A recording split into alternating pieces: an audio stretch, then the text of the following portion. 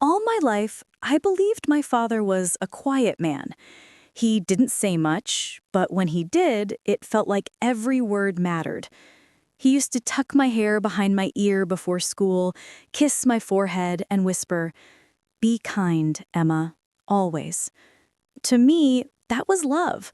Silent, simple, steady. He passed away when I was 11. I remember the smell of the hospital, cold air and metal mixed with the faint sweetness of the flowers Mom brought every day. She held his hand till the very last breath, whispering something I couldn't hear. And that was the last time I saw him. Pale, peaceful, gone. After his funeral, Mom changed. She didn't cry in front of me anymore. She filled the house with noise, music, TV, anything to drown the silence. Whenever I asked about Dad, she'd smile softly and say, "He loved you more than anything, sweetheart. That's all you need to know." And I believed her. For years, I carried that memory like a treasure. That quiet man, that simple love. I grew up, graduated, built a small life of my own. But sometimes when I'd visit Mom, I'd catch her staring at the old photo albums with this strange look in her eyes. Something between guilt and longing. I didn't ask. Maybe I didn't want to know. Then, last winter, everything changed. Mom got sick. Nothing sudden, just the kind of tired that lingers and doesn't go away. One afternoon, as I was cleaning her room, I found an old wooden box tucked under her bed. It wasn't locked, just hidden, like something meant to be forgotten. Inside were letters, old photographs, and one small envelope with my name written in handwriting I didn't recognize. That's when the first crack appeared. The moment I realized that maybe the man I called Dad wasn't the man who gave me life. I sat on the edge of the bed, staring at that envelope. My name, Emma, written in ink that had faded with time. It wasn't my father's handwriting. I knew that instantly. His letters were always clean, steady, careful. This one trembled, as if written by a hand that... I sat on the edge of the bed, staring at that envelope. My name, Emma, written in ink that had faded with time. It wasn't my father's handwriting. I knew that instantly. His letters were always clean, steady, careful. This one trembled, as if written by a hand that had hesitated 100 times. I turned it over in my hands, wondering if I should even open it. Some things, I thought, are better left untouched. But curiosity, that quiet, aching curiosity, it always wins.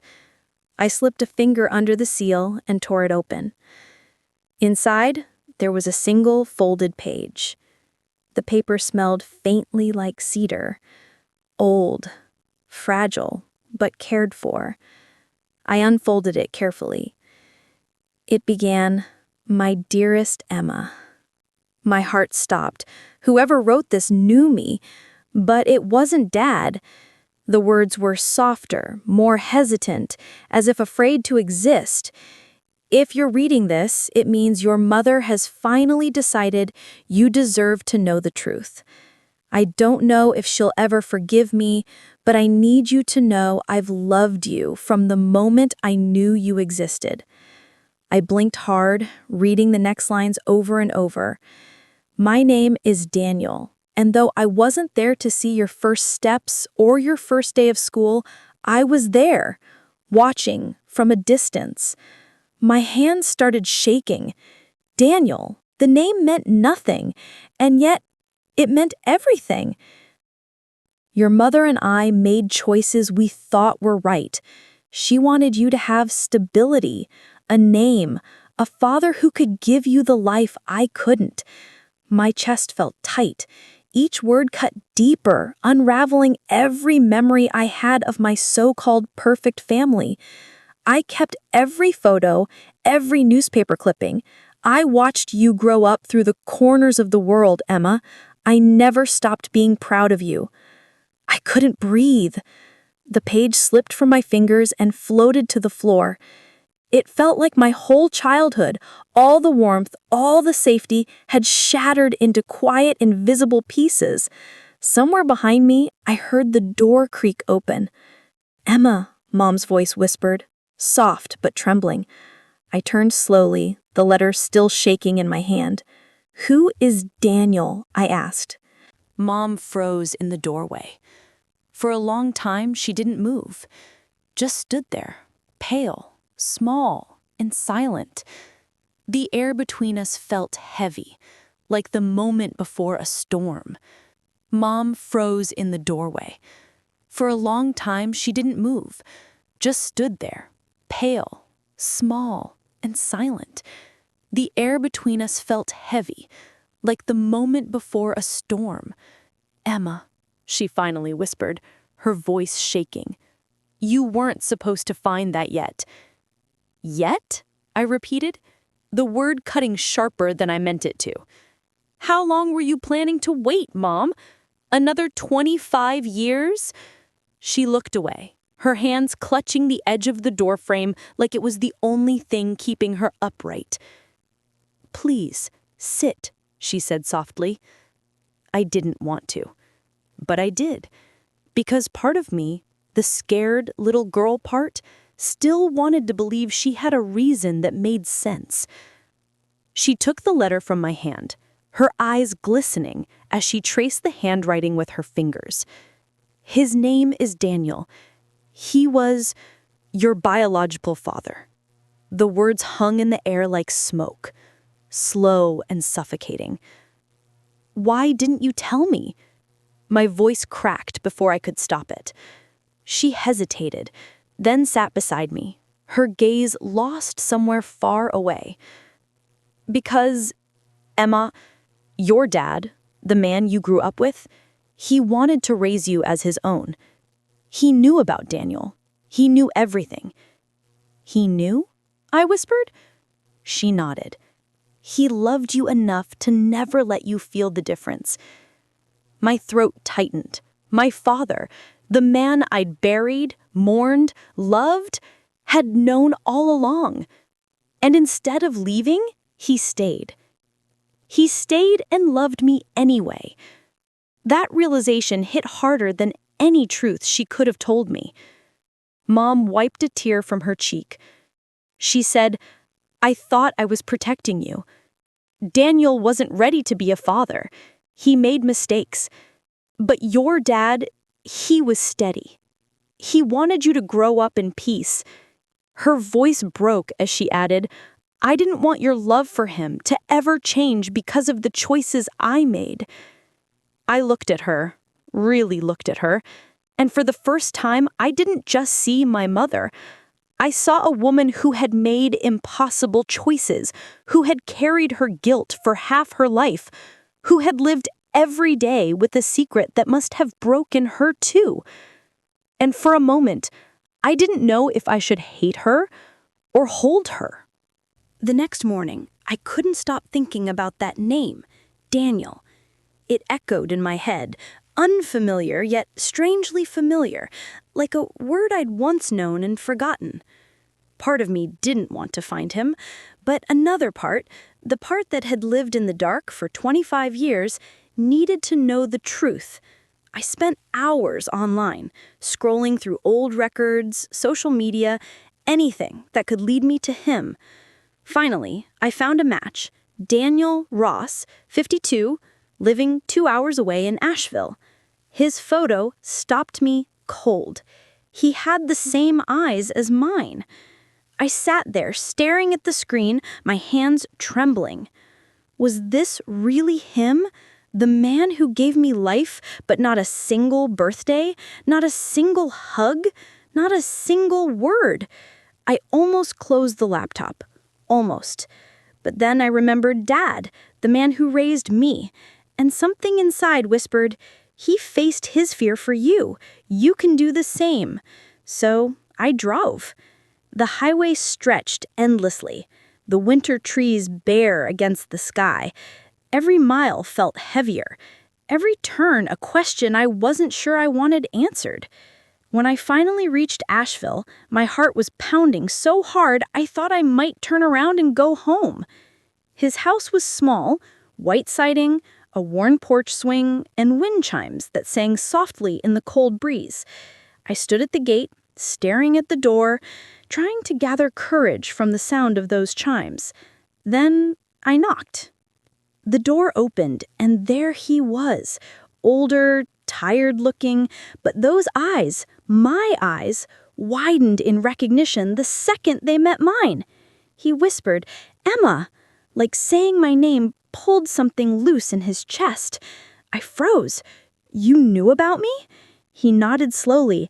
"Every day." We stood in silence for what felt like forever. Then he stepped aside. "Please, come in." The house smelled like coffee and old books, the kind of place that felt both lived in and lonely.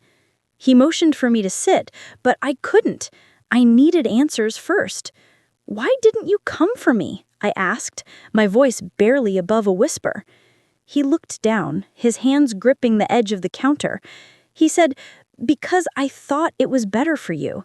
Your mom told me you had a good father, someone who loved you more than life, and she was right." He took a deep breath. "I was a mess back then. I would have only hurt you." I wanted to scream, to tell him that missing someone you never knew was its own kind of pain. But when I looked at him, I saw a man who'd lived with regret, not pride, who'd punished himself for every year he stayed away. And somehow my anger softened. He reached out, hesitated, then placed a trembling hand over mine. He said, "I never stopped wondering who you became, and now that you're here, I'm terrified it's too late." I swallowed hard, the tears finally breaking free.